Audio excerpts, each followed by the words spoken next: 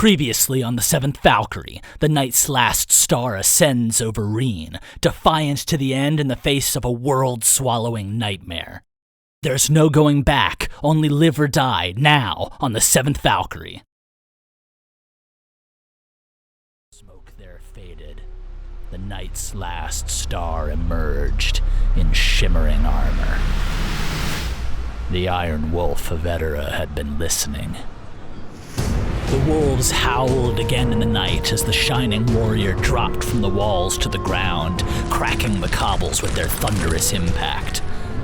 The wolf rose then and began to stride out towards the center of the street, stopping only when they stood directly between the Knightmare and the Ederans that they had sworn to protect. From wrist-mounted scabbards, the Iron Wolf flicked out his fangs, sinking down into an animalistic stance. Twin streaks of ice and earth screamed towards the wolf, almost too fast to track, impacting on him in a shining blur. Rene gasped. She had never seen elemental blasts go that fast. But then out of that shining blur came the wolf, with an orb of earth and an orb of ice held in each silver gauntlet. He spread his arms wide, and then with the closing of his fists, he shattered the remnants of the earth and the ice. Then he shimmered and shifted again, dancing beyond erupting spires of earth that exploded first around him and then out in a shining trail as the stone spires chased him in pursuit. Beyond the wolf, Meridia could see the two twins as they stood on either side of the Knightmare, their hands alight, their braids aloft, glowing green as they pressed their attack on the wolf. There was only a flicker of light, though. But then one of the twins fell to the side, grabbing at his chest, bursting green light shooting out of it like a fountain. And then, too late, the other realized and tried to call the earth up to protect himself, but then he too fell, a bursting fountain of green light shooting out from deep within his neck. Within the stone spires, which had turned to a forest of displaced stone and earth, the Iron Wolf slid to a stop, his bandolier of throwing knives flaring around him, but only for a moment, before he punched clear through two of the earthen spires. In another two blows, the spires around him fell, and the Iron Wolf returned to exactly where he had stood when the twins first began to strike. With the fragments of one of the spire, the Iron Wolf scratched a ragged line into the dirt, and then settled back in his animal stance. And then the stroke of midnight came, ripping across the town, tearing the stone spires to shred, and forcing Meridia and the rest of the embankment to dive for cover. But when the dust of the stone spires cleared, still, the Iron Wolf stood, shining silver, like the stroke of midnight had just passed right through him. Three more came, 3 different levels, 3 angles, all at once, off rhythm. The Iron Wolf shimmered again. And when the dust settled, even though the road had been carved apart and the fortifications torn to shreds, still that shining star stood, uncompromising, not even a single inch of ground given. For a moment, no more strokes of midnight came. The Iron Wolf stood motionless, ready, waiting. So too did the armies on either side. As moments turned into agonizing seconds, the stalemate held. But then with a raised fist to the sky, the wolves howled out again, and the Iron Wolf glanced back to the Ederan embankment. He took a step out towards the Knightmare, then another. Then he began to walk, and as he started to gain speed, Meridia found herself drawn forward, vaulting over the broken barricades, drawing a weapon from the ground and following him out onto the war-torn battlefield. There was a thunder of footsteps behind her. The men who had stood with her were doing the same, picking up the weapons that they could find, and then beyond them there was a sea of torches. Later, Meridia would be told that at the sound of the wolves and the rising of the night's last star, men and women had turned from the evacuation in thousands and returned to the city, drawn by the call of their hero, their legend, their god. And as the wolves howled out again, Meridia shouted an order that had rang hollow for 7 years. But now, it would echo in the heart of every Ederan facing the Knightmare, and the death riding behind her. Ride for the wolf! Meridia howled with everything she had. And behind her, aligned behind the Iron Wolf, they charged the Knightmare and the Freelander forces. Strokes of midnight slid out across the shining night as the Iron Wolf rushed Knightmare, zigzagging like lightning across the gaps between tears and reality. Coming more quickly from Knightmare, the strokes were less destructive, no longer 100-foot chasms in reality. They were more carefully aimed now, the sweeping slashes of a skilled swordswoman who knew that her dozen-yard reach still far outmatched her opponent. But the partner she danced with was the greatest warrior that had ever graced Edera, and no matter the shrinking gaps between each stroke, no matter the emotionless fury with which she tore apart the very world around them, that shining silver lightning still danced just beyond her reach, dodging flame and earth and erupting ice as the wolf circled. With fury, she doubled her speed, and still he danced, just feet apart from her now, lightning always a millisecond faster than the dark thunder that followed it. And where she missed the wolf, her power cut into the ground, the walls and soldiers of both armies, no matter their allegiance. All across the center of the 5th level, the wolf and the Knightmare fought, as the fanatical legions of veteran soldiers, combat engineers, combat medics, officers, merchants, and civilians stormed the streets without regard for life or limb, chopped to pieces by stray strokes of midnight, and still howling prayers for the wolf as they hunted for thwart blood. Tighter and tighter the circles wound, the wolf and the Knightmare, until with a sudden jagged turn, the wolf zigzagged under the Knightmare's guard, rising to both feet and stabbing 2 blades up into the black silhouette, sinking them to the wrist and then tearing them out as he kicked her back across the ground. The silence shattered as the girl tumbled and flipped across the stone, in a sudden explosion of sound and chaos that only emboldened the Edoran mob. The unkillable Knightmare was bouncing along the cobbles and collapsing in a heap. They had a chance. But the wolf's next step towards her fell silent, the clamor quieted as quickly as it had erupted. The Knightmare lurched to her feet, staggering, oozing black blood that melted into the darkness as soon as it fell. Once again, she let her hand fall to the side, and the black blade of emptiness manifested. But as she stepped to strike once more, her movements were slower. Where they had sunk deep into the Knightmare, the 2 wrist-mounted blades were covered in that black blood, and as the Knightmare's blood faded into nothing, it brought the metal of the blades with it. The wolf smashed the broken fangs against each other, shattering both. "So you take longer to die?" The wolf growled, holding his gauntlets wide and drawing 2 more knives from the bandolier across his chest. The Knightmare did not respond, black eyes pulsating and merging into the tattoos that now covered most of her skin.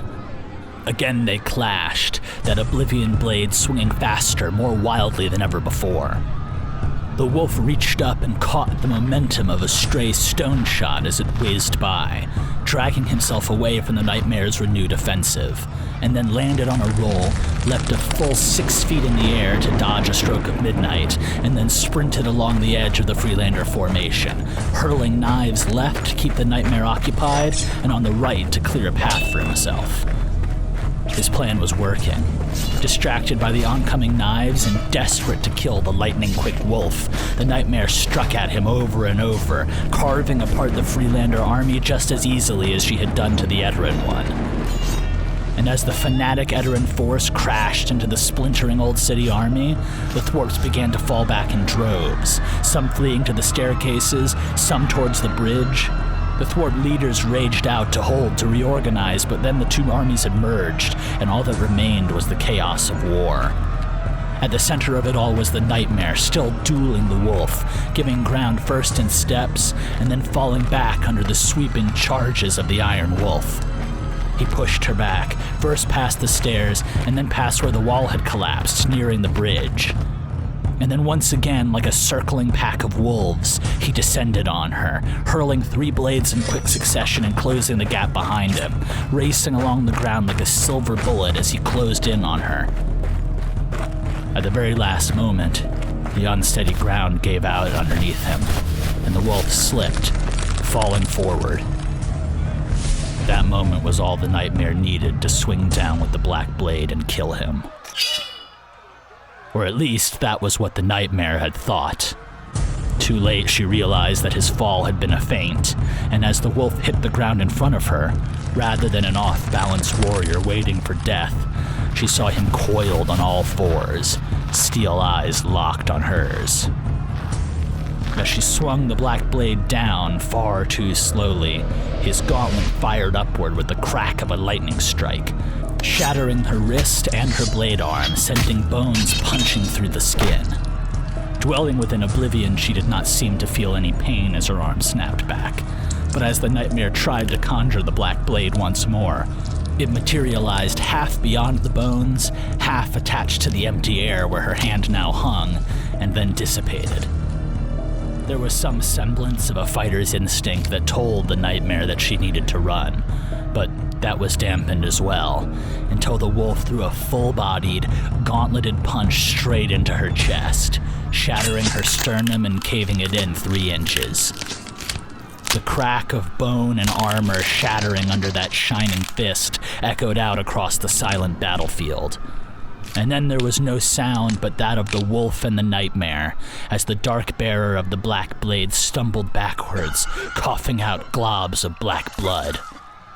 There would be more, and as the wolf launched into a brutal combination of strikes, he seemed to break the hold her power had on the city at the same time as he broke her body. With a full-bodied haymaker that she barely blocked, he sent her spinning and falling, and sent the sound flickering back out into the night. With a counter kick and a brutal stomp, he tore her leg halfway out of its hip socket and returned the taste and smell of blood and flame to the air. Lifting and tossing her a half-dozen yards through the air towards the bridge returned the breeze and the crisp chill of the winter. And as the Knightmare struggled to one knee in a broken heap, the wolf charged her. He met her with an executioner's knee at full sprint, his armored strike collapsing half of her face and the skull behind it, and returning the color, the brightness, and the light to the night. At once, all the torches burned brighter, the colors shined, and the fanatical Eterans fought harder, but the wolf wasn't done. Grabbing Knightmare by the hair, he dragged her like a fresh kill towards the edge of the bridge, where the last remnants of the Eteran force made their final stand against the old city denizens trying to cross the bridge.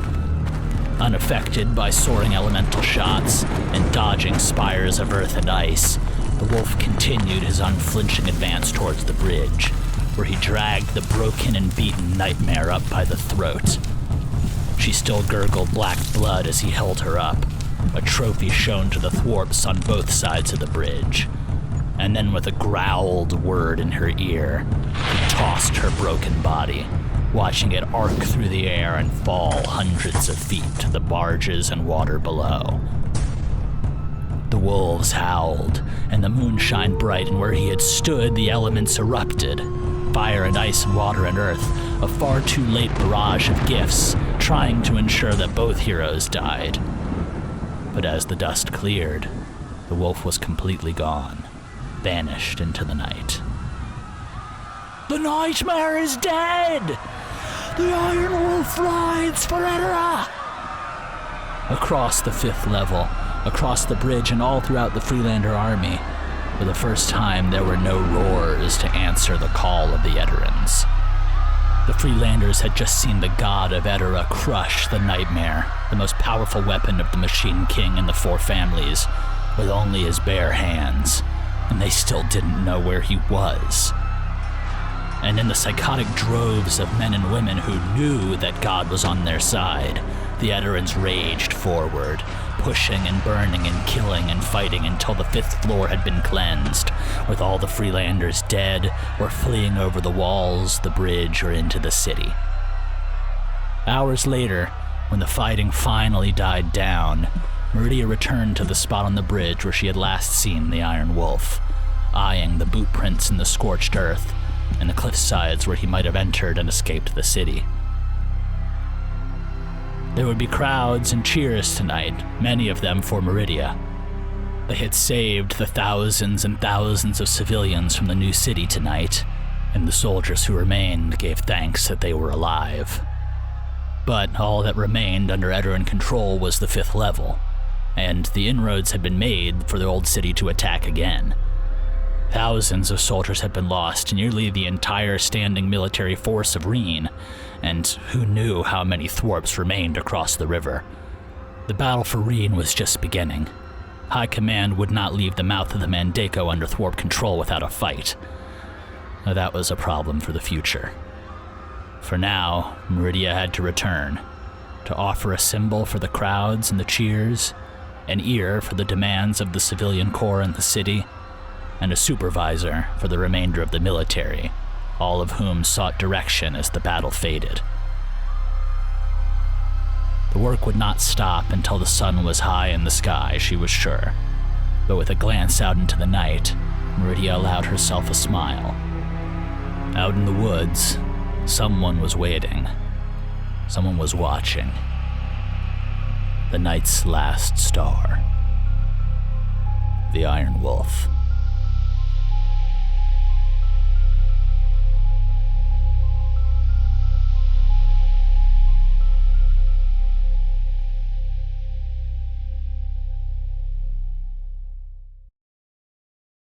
Hey there! If you're hearing this, it means you're listening to the public version of this episode. I appreciate you taking the time and your interest in the series. It really helps the algorithm, it helps us grow. But if you are enjoying the show, maybe take a look over at our Patreon. We have uncut versions of the early episodes, access to new chapters before they're released for the general public, and you can shape the future of the series by deciding on new merch drops, bonus content, and more. You can get started for free at patreon.com/Seventh Valkyrie. That's patreon.com/7THVALKYRIE. Hope to see you there.